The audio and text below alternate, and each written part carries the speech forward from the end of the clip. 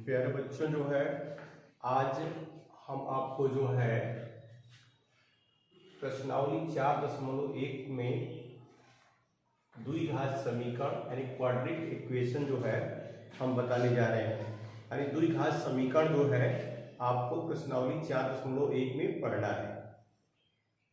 तो जैसे इसके पहले आपको बताया गया था द्विघात बहुपद, इसके पहले आप जानिए द्विघात बहुपद, जिसमें आपको बताया गया था द्विघात बहुपद का व्यापक रूप होता है ax² plus bx plus c। एक जो है द्विघात बहुपद का व्यापक रूप है जहां a b c ये सब जो है वास्तविक संख्याएं होती हैं और इसमें शर्त होता है a = नॉट 0, यानी a का मान 0 नहीं होना चाहिए। तो ये जो है द्विघात बहुपद का व्यापक रूप है। यानी किसी भी अगर द्विघात बहुपद को अगर हम लिखते हैं तो तुरंत आप जो है कोई भी लिखना होता है तो आप लिख देते हैं px और 3x² प्लस 4x प्लस 5, यानी बहुपद का रूप है। तो ये बहुपद का जो है व्यापक रूप है द्विघात बहुपद का, और शर्त यही होनी चाहिए कि इसमें a का मान 0 नहीं होता है। तो जब द्विघात बहुपद में आप जो इसके जो है दो मान निकालते थे तो वह जो है इसके शून्यांक कहलाते थे। द्विघात बहुपद के में चर के जो दो मान आते थे वह जो है बहुपद के शून्यांक कहलाते थे।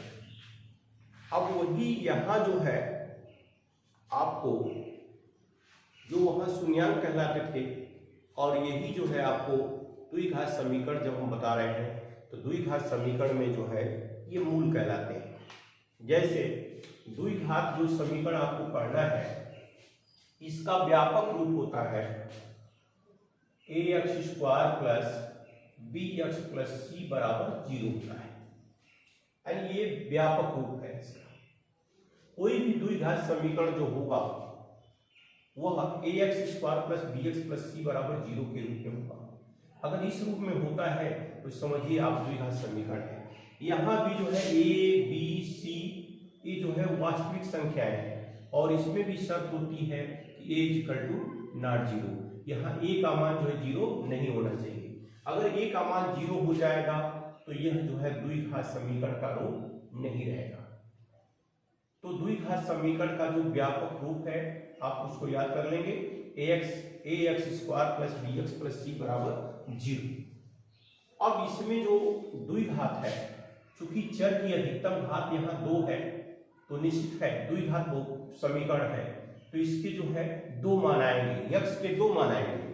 तो वही जो x के दो मान आएंगे वही जो है इस द्विघात समीकरण के मूल कहलाएंगे, यानी वही मूल हो जाते हैं। और इसमें जैसे मान लीजिए कोई भी द्विघात समीकरण दिया है और वह जो है x यानी चर x का जो मान है जो उस द्विघात समीकरण को संतुष्ट कर देता है वही उसका मूल होता है।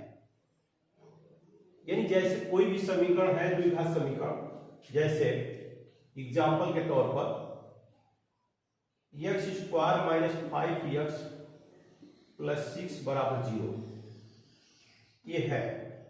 तो इसमें जो है अगर हम x का मान अगर हम सपोज कर लीजिए 3 रख दिए तो 3 रखने पर जो है ये 3 का वर्ग हो जाएगा 5 × 3 और प्लस 6। तो जब इसको हल करेंगे तो ये 9 हो जाएगा, ये 15 अब प्लस 6 हो जाएगा, यानी 15 माइनस 15 का मतलब यानी 0 हो गया। तो इसका मतलब ये हो गया कि x बराबर 3 जो है ये जो है इस द्विघात समीकरण का एक मूल हो गया। और दूसरा मूल निकालने के लिए इसमें अगर हम x बराबर अगर 2 रख देते हैं तो यहाँ x² माइनस 5x प्लस 6 है, इसमें ये मान रखेंगे x बराबर 2 तो ये 2 का वर्ग 5 × 2 और प्लस 6। तो जब इसको हल करेंगे 4 माइनस 10 अब प्लस 6 यानी 10 माइनस 10 बराबर ये 0 हो गया। इसका मतलब कि ये जो द्विघात समीकरण है इसमें x का मान 3 और 2 रखने पर अगर इसके हम लेफ्ट में यानी बाएं पक्ष में अगर हम इसको मान रखते हैं 3 और 2, तो यह जो है इस द्विघात समीकरण को संतुष्ट कर देता है, यानी इसका दोनों पक्ष बराबर हो जाता है। तो जब दोनों पक्ष बराबर हो गया तो इसका मतलब ये हो गया कि यह जो है इस द्विघात समीकरण के ये दो मूल हो गए। तो द्विघात समीकरण के मतलब अधिकतम जो है मूलों की संख्या कितनी होती है, वह 2 होती है, क्योंकि 2 से अधिक, क्योंकि चर की अधिकतम घात 2 है, तो चर की अधिकतम घात जितनी होगी वही उसके उतने ही मान आएंगे। तो चूंकि यहाँ द्विघात समीकरण के अधिकतम घात जो है 2 है, इसलिए इसके 2 मूल होंगे। अब जैसे मान लीजिए कहीं एग्जाम्पल आपको बता रहे हैं कि अगर जैसे कह दे कि आप ये बताइए कि x - 2 होल का स्क्वायर अब +1 बराबर 2x - 3, यानी ये कह दिया कि द्विघात समीकरण है कि नहीं जांच कीजिए। मानी इसमें इसको आपको बताना है कि यह जो है द्विघात समीकरण है कि नहीं। तो सबसे पहले ये जो प्रश्न दिया हुआ है उदाहरण, इसको पहले हम हल करेंगे।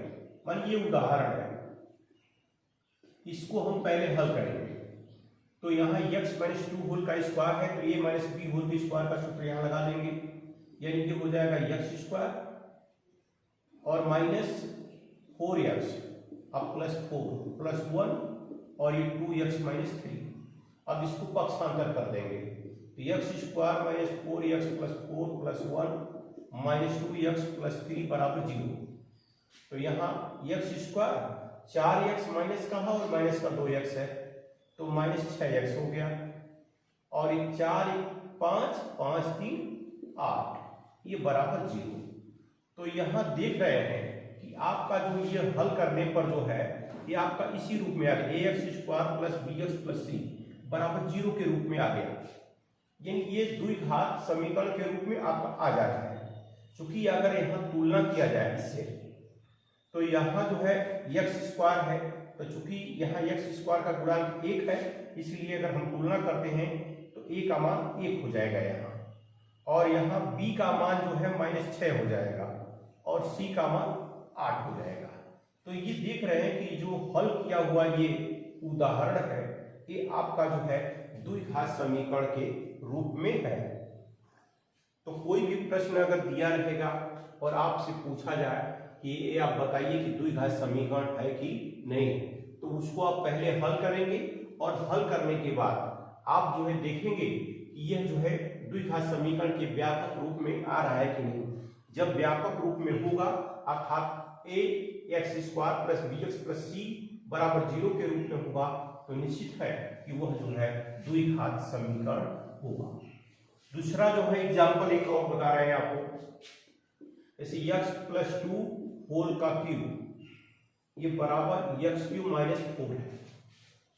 ये भी उदाहरण है, इसमें आपको जांच करके बताना है कि ये द्विघात समीकरण है कि नहीं है। तो ये सूत्र हो गया आपका a + b होल का क्यूब बराबर होता है a³ + b³ + 3ab और कोष्टक में a + b, यानी इसको जब हल कर देंगे तो a³ + b³ + इसका इसमें गुणा करेंगे तो 3a² b अब + 3ab²। इसी सूत्र पर इसको तोड़ देंगे, तो यहाँ आपका हो जाएगा x³ + 2 का क्यूब करेंगे 8 अब +3ab होगा, तो ये हो गया 2x, तो 2x हो जाएगा, यानी 2 के 6x। अब फिर जो है x + 2 और ये बराबर हो जाएगा x³ - 4, तो ये हो जाएगा x³ + 8 प्लस इसका गुणा करेंगे इसमें 6x² + 12x बराबर x³ - 4, तो x³ से x³ कट जाएगा। अब इसको पक्षांतर कर लीजिए, 6x² + 12x + 8 + 4 बराबर 0। तो यहाँ 6x² + 12x अब +12 बराबर 0। तो यहाँ भी आप देख रहे हैं कि जो हल करने पर ये मान आ रहा है, ये भी जो है ax² + bx + c बराबर 0 के रूप में हो रहा है। अर्थात ये जो है, ये जो प्रश्न दिया है उदाहरण, इसको बताना था, तो ये जो है द्विघात समीकरण आपका है। क्योंकि द्विघात समीकरण तभी आप बता पाएंगे जब ये द्विघात समीकरण के व्यापक रूप में होगा। तो इस तरह से हमारे समझ में आ रहा है कि ये आपको प्रश्न समझ में आ गया होगा कि कैसे आप बताएंगे कि ये जांच करके ये द्विघात समीकरण है कि नहीं है। अब इसके बाद जो है दूसरा जो इसी पर एग्जाम्पल है, जैसे दे दिया जाए प्रश्न 3y² - 2y - 1 बराबर 0, और यहां y बराबर अगर 1 है, मान ये उदाहरण एक ही है और ये दिया हुआ है और इसमें y बराबर 1 है, तो ये आपको बताना है जांच करके कि यह मान जो y बराबर 1 है इस समीकरण का हल है कि नहीं है। यानी y बराबर 1 जो है ये द्विघात समीकरण का हल है कि नहीं है। तो इसके लिए सबसे पहले हम करते क्या है कि सबसे पहले हम, जैसे इसके दो पक्ष होते हैं समीकरण के, बराबर के जो पहले वाला होता है इसको हम बोलते हैं लेफ्ट हैंड साइड, और बराबर के जो बाद होता है वो राइट हैंड साइड होता है। यानी समीकरण के ये दो पक्ष होते हैं। यानी बराबर वाला जो इस पहले वाला भाग होता है वो लेफ्ट हैंड साइड, यानी जिसको हम बोलते हैं बाया पक्ष, बाया पक्ष, और ये जो राइट हैंड साइड है इसको बोलते हैं दाया पक्ष, यानी दो साइड होता है। तो सबसे पहले हम करते क्या है कि पहले ये जो समीकरण दिया है वो लेफ्ट हैंड साइड लिखेंगे इसका। तो ये हो गया 3y² - 2y - 1। अब यहाँ क्या करेंगे, y बराबर 1 रखने पर, अब इसमें रखेंगे y की जगह पर 1, तो ये हो जाएगा 3, 1 का स्क्वायर 2 × 1 - 1, तो ये 1 का स्क्वायर 1 होगा, 3 हो जाएगा, और ये -2 और -1, यानी 3 और -2 - 1 -3, तो ये 0 आ गया। तो आप देख रहे हैं कि लेफ्ट को हल किए तो यहाँ राइट के बराबर आ गया, राइट जो है आपका 0 है, तो ये 0 के बराबर आ गया। इसलिए y बराबर जो यहाँ 1 है, ये जो दिया हुआ है, इस द्विघात समीकरण का हल है। यानी ये आपको बताना है, कोई भी द्विघात समीकरण दिया है और उसका पूछे कि हल है कि नहीं, तो आप सीधे जो है जो मान दिया है वो मान जो है द्विघात समीकरण में आप रखेंगे, और रखने के बाद अगर उसका बायां पक्ष दायां पक्ष के बराबर हो जा रहा है तो ये सिद्ध हो जाएगा कि वह उसका हल है। दूसरा एक एग्जांपल और बता रहे हैं, उदाहरण एक और, जैसे दिया है 6y² - y - 2, ये बराबर 0 है, और यहाँ मान दिया है y बराबर -1/2, और दूसरा मान दिया है y बराबर 2/3। यानी आपको ये दोनों जो मान दिए गए हैं इसको जो है, इससे आपको बताना है कि यह जो है द्विघात समीकरण के हल हैं कि नहीं है। तो करते क्या है, सबसे पहले हम लेफ्ट हैंड साइड इसका लेंगे, जो ये पहले वाला भाग है 6y² - y - 2।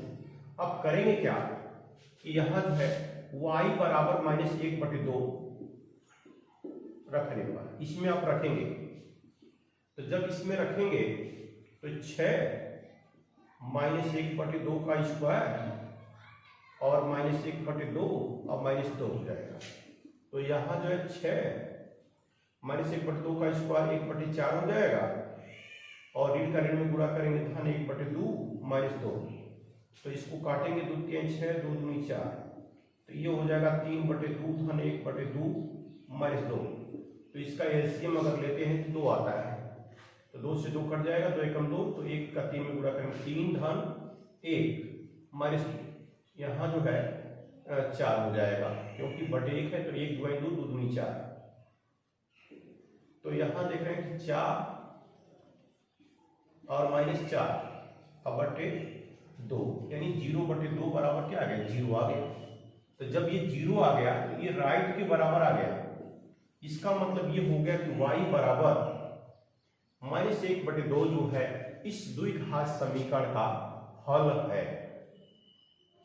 और इसी प्रकार जो है फिर दिया है कि y बराबर 2/3, तो आपका जो है ये द्विघात समीकरण रहेगा। और यहां भी जो है आप लिखेंगे left hand side 6y² - y - 2, तो यहां जो है y बराबर 2/3 रखने पर, अब यहां रखेंगे तो 6 गुणे 2/3 का स्क्वायर, यहाँ 2/3 - 2, तो 6 गुणे 4/9 -2/3 और -2, तो ये हो जाएगा 3 गुणे 6, 3 3 9, तो 8/3 और -2/3 - 2, इसका भी एलसीएम ले लीजिए। ये 3 हो गया, 3 से 3 कट जाएगा, 8 हो जाएगा, और यहाँ भी 2 हो जाएगा, और ये 3 3 गुणे 6, तो यहाँ भी देख रहे हैं कि 8 - 8/3, यहाँ भी 0/3 बराबर 0, तो 0 आ गया। तो ये भी जो है आपके राइट हैंड साइड के बराबर आ गया। इसका मतलब ये हो गया कि y बराबर 2/3 भी जो है इस द्विघात समीकरण के हल है। तो इस तरह से हमारे समझ में आ रहा है कि आपको हमारी बात समझ में आ गई होगी। आपका जो प्रश्नावली दिया हुआ है वो इसी प्रश्नों पर आधारित है, और आपको यही करना है कि इसमें कि कौन द्विघात समीकरण है, कौन जो है द्विघात समीकरण के हल है, आपको यही बताना है। तो इस तरह से हम आपको बता दिए। अगर आपको कोई समस्या होगी तो आप प्रश्नों को हमसे दोबारा पूछ सकते हैं। धन्यवाद।